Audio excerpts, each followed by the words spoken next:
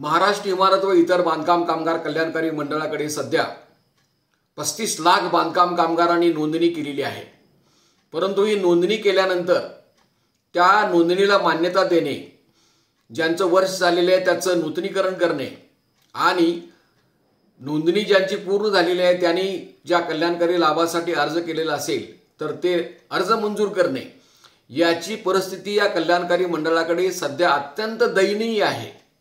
सध्या या मंडळाकडे उपकरामधून 25,000 कोटी रुपये जमा आहेत, तरी सुद्धा सध्या महाराष्ट्रामध्ये 22 लाख कामगारांचे अर्ज प्रलंबित आहेत।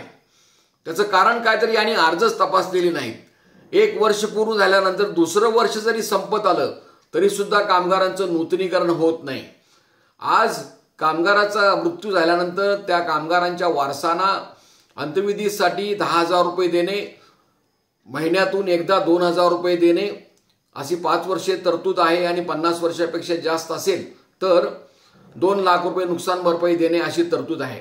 परंतु दुर्दैवाने आज अंत्यविधीची रक्कम 1 वर्ष होऊन गेलं तरी कामगारांना मिळत नाही। 2-2 वर्षे त्या महिन्याला 2,000 रुपये मिळण्याचं जे आहे ते विधवा महिलांना मिळत नाही। 2 लाखाची रक्कम मिळत नाही।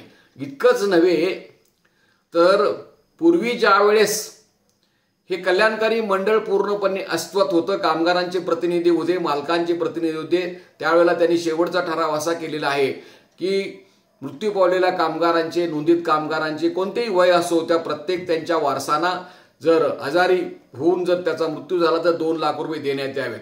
परंतु त्या ठरावाला सध्याच्या कामगार मंत्र्यांनी अजूनही मान्यता दिलेली नाही। सध्याचे कामगार मंत्री हे सुरेश भाऊ खाडे यांना ते मंत्री झाल्यापासून आम्ही निवेदनं देत आहोत। ती निवेदनं आम्ही सचिवांना दिलेली आहेत। ती निवेदनं ज्यावेळेस आम्ही मुख्यमंत्र्यांना पाठवली त्यावेळेला त्या मुख्यमंत्र्यांनी मात्र ती निवेदनं आमची स्वीकारून योग्य त्या कारवाईसाठी कामगार विभागाच्या सचिवाकडे पाठवून दिले आहेत। परंतु सचिवांनी सुद्धा आमची सगळी निवेदनं केराच्या टोपलीत टाकली आणि या कामगार मंत्र्यांच्याकडे या प्रश्नाबद्दल अनेक वेळा तुम्ही संयुक्त बैठक आयोजित करावी असं सांगून सुद्धा कामगार मंत्र्यांनी अजिबात दखल घेतलेली नाही आणि कामगार मंत्री कायदाही पाळत नाही। हे कामगार मंत्री नुसते कामगार मंत्री नाहीत तर या सगळ्यात श्रीमंत मंडळ जे आहे महाराष्ट्र इमारत व इतर बांधकाम कामगार कल्याणकारी मंडळाचे त्याचे अध्यक्ष आहेत आणि ते अध्यक्ष होण्यापूर्वी जे ठराव या मंडळामध्ये झालेले आहेत त्या ठरावाला हे शासनाचे प्रमुख असून कामगार मंत्री असून सुद्धा त्या ठरावाला मंजुरी देत नाहीत। कुठल्या ठरावाला मंजुरी देत नाहीत तर कोणत्याही कामगारांचा मृत्यू झाला तर त्यांच्या वारसांना 2 लाख रुपये द्यावेत। हे अत्यंत न्यायाची बाब सुद्धा हे एका बाजूनं अध्यक्ष आहेत आणि दुसऱ्या बाजूनं हे शासनाचे प्रतिनिधी आहेत, पण उजव्या हाताचा पेन डाव्या हातामध्ये, डाव्या हाताचा पेन उजव्या हातामध्ये सरकत नाही आणि या महत्त्वाच्या योजनेला हे मंत्री झाल्यापासून आजपर्यंत मृत्यू पावलेल्या कामगारांच्या वारसांना कायद्यामध्ये असा ठराव करून सुद्धा ते द्यायला तयार नाहीत। ही अत्यंत दारुण अवस्था आहे, संतापजनक घटना आहे। हे कामगार मंत्री या मंडळाचे अध्यक्ष झाल्यापासून त्यांनी कामगारांचे प्रतिनिधीच्या मंडळावर नेमलेले नाहीत, मालकांचे प्रतिनिधी नेमलेले नाहीत। त्यामुळे स्वतःच्या लहरीप्रमाणे आणि इच्छेप्रमाणे हा सगळा कारभार चालू आहे। कामगारांचे प्रतिनिधी त्या ठिकाणी नसल्यामुळे की ही कामं होत नाहीत। विशेषतः महाराष्ट्र शासनाने 9 सप्टेंबर 2014 रोजी असा ठराव केलेला आहे, JR काढलेला आहे की बांधकाम कामगारांची सर्व कामे प्रलंबित अर्ज 1 महिन्यामध्ये मंजूर व्हायला पाहिजेत। पण आता वर्ष झालं तरी प्रकरणे मंजूर होत नाहीत, अर्ज तपासले जात नाहीत आणि 22 लाख अर्ज पेंडिंग आहेत। या बाबतीमध्ये या मंडळाचे मुख्य कार्यकारी अधिकारी यांना आम्ही भेटलो 15 दिवसापूर्वी। त्यांनी सांगितलं की 20 नोव्हेंबरपर्यंत आम्ही हे सगळे अर्ज निकाली काढणार आहोत, परंतु त्याच्याबद्दल अजूनही काही हालचाल झालेली आम्हाला दिसून येत नाही आणि अशा पद्धतीने कामगारांची चेष्टा केली जाते।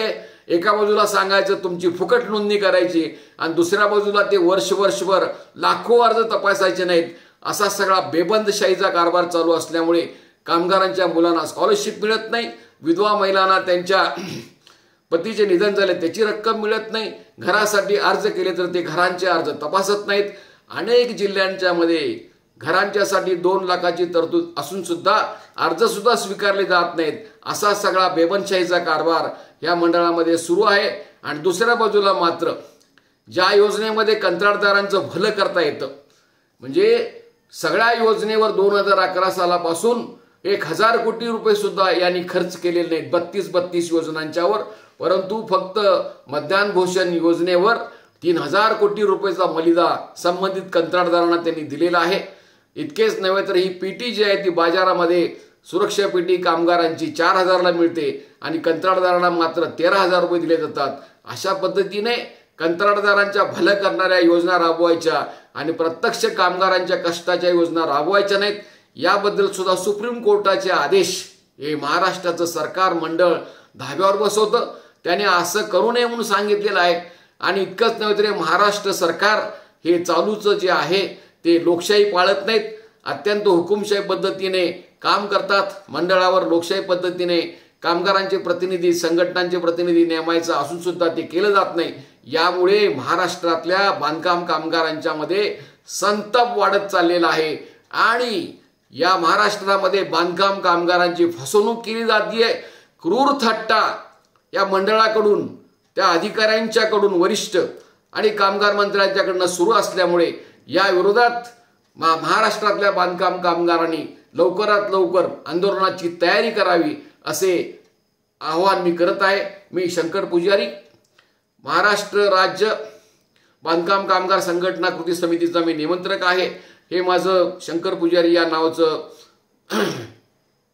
YouTube चॅनल आहे, याला आपण सबस्क्राईब करा, फॉरवर्ड करा आणि जास्तीत जास्त बांधकाम कामगारांच्या मध्ये प्रचार करा असे आपल्याला मी आवाहन करीत आहे।